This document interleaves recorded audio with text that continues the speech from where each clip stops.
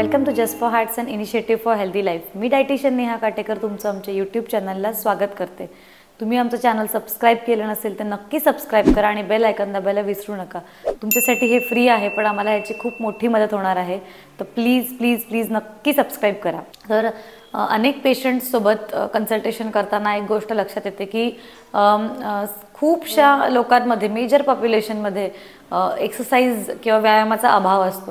म्हणजे लोकांना diet plan जेव्हा आमच्याकडनं घेतात तर असं एक्सपेक्टेड असतं की डाएट प्लॅन करून काही होणार असेल तर सांगा, आम्हाला एक्सरसाइज करायला वेळ नाही आहे किंवा अनेक कारणं असतात व्यायाम न करण्यासाठी। त्याच्यामुळे मी आज एक्सरसाइजचे काय काय बेनिफिट्स आहे, सगळ्यांना एक्सरसाइजचे बेनिफिट्स इकडे सांगतच असते मी कन्सल्टेशन करताना, पण आज हा व्हिडिओ सगळ्यांसाठीच आहे की एक्सरसाइजचे काय काय बेनिफिट्स आहे हे सगळ्यांना समजलं पाहिजे। तर कदाचित जे काही मोटिवेशन लॅकिंग आहे लोकांमध्ये एक्सरसाइज करण्याचं ते येऊ शकतं, म्हणूनच हा व्हिडिओ शेवटपर्यंत नक्की बघा। हृदयाचं व रक्तवाहिन्यांसंबंधी जे काही आरोग्य आहे ते सुधारते। तर ह्याच्याने एक्सरसाइज केल्याने ब्लड सर्क्युलेशन किंवा त्याला आपण रक्तभिसरण देखील म्हणतो ते सुधारते व हृदयाच्या संबंधी किंवा रक्तवाहिन्यांसंबंधी किंवा स्ट्रोक सारखे आजार आहे ह्याचा धोका देखील खूप कमी होतो। म्हणजे ओव्हरऑल कार्डिओवॅस्क्युलर हेल्थ जी आहे त्याच्यासाठी एक्सरसाइज खूप जास्त बेनिफिशियल आहे।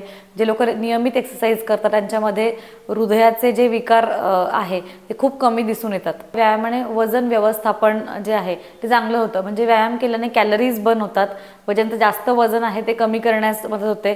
म्हणजे नक्कीच व्यायाम आणि योग्य आहार हा केला तर नक्कीच तुम्हाला चांगले रिझल्ट्स मिळतात। त्यामुळे वजन आटोक्यात ठेवलं तर बरेचसे लाईफस्टाईल डिसऑर्डर्स आहे ते आपण टाळू शकतो। म्हणूनच एक खूप इम्पॉर्टंट गोष्ट आहे की एक्सरसाइज करणं खूप महत्त्वाचं आहे आणि तुमचं वजन हे आटोक्यात ठेवणं देखील तितकंच महत्त्वाचं आहे। मूड चांगला ठेवते व मानसिक आरोग्य चांगलं ठेवते। एक्सरसाइज केल्याने एक एंडोर्फिन्स जे आहे ते रिलीज होतात। म्हणजे एक्सरसाइज केल्याने एंडोर्फिन्सचं जे रिलीज आहे ते स्टिम्युलेट होतं आणि त्याच्यामुळे आपला ते न्यूरोट्रान्समीटर आहे की ज्याने आपला मूड चांगला होतो आणि स्ट्रेस आणि एन्झायटी ही आहे ती कमी होते। आणि स्ट्रेस आणि एन्झायटी ज्यांना असते आणि लॉंग टर्म जर ते स्ट्रेस अँड एन्झायटी राहिले तर डिप्रेशनमध्ये जाऊ शकतो। तर आपल्याला पुढे जाऊन कुठले असे मानसिक आजार न होण्यासाठी एक्सरसाइज किंवा व्यायाम हा खूप गरजेचा आहे। आणि आत्ता देखील मी माझ्या आधीच्या व्हिडिओजमध्ये देखील सांगितलेलं आहे की स्ट्रेस हा खूप मेजर कॉज ऑफ कन्सर्न झालेला आहे सध्या, की स्ट्रेस इतकं वाढलं आहे लोकांच्या आयुष्यात की त्यांनी पुढे जाऊन इवन कोरोनानंतर देखील खूपच मानसिक आरोग्य लोकांचं ढासळलं आहे आणि मानसिक जे कंडिशन किंवा मानसिक जे रोग आहे ते वाढत चालले, जसं स्ट्रेस, एन्झायटी, डिप्रेशन। तर तुम्हाला जर पुढे जाऊन असं काही टाळायचं असेल तर नक्कीच तुम्ही एक्सरसाइज ही केली पाहिजे, त्याने नक्कीच तुमचं मानसिक आरोग्य चांगलं राहण्यास मदत होईल। स्नायूंची ताकद वाढते, म्हणजे मसल्स वाढतात व टोन देखील होतात। म्हणजे तुम्ही स्ट्रेंथ ट्रेनिंग जेव्हा करतात, स्ट्रेंथ ट्रेनिंग म्हणजे जेव्हा तुम्ही वजन वगैरे उचलतात तर ही जी स्ट्रेंथ ट्रेनिंग जेव्हा करतात तर त्याच्यामुळे तुम्हाला मसल्स हे तुमचे डेव्हलप होतात, तुमची स्ट्रेंथ वाढते, चांगली झोप लागण्यास मदत होते। तर तुम्ही रेग्युलरली व्यायाम करत असाल तर तुम्हाला झोपेची क्वालिटी व झोप लागण्यास देखील मदत होते। त्याच्यामुळे ज्यांना झोपेचे प्रॉब्लेम्स असतील त्यांनी देखील त्यांच्यासाठी देखील व्यायाम ही एक थेरपीच आहे किंवा एक औषधच आहे। हाडांचे आरोग्य चांगले करते।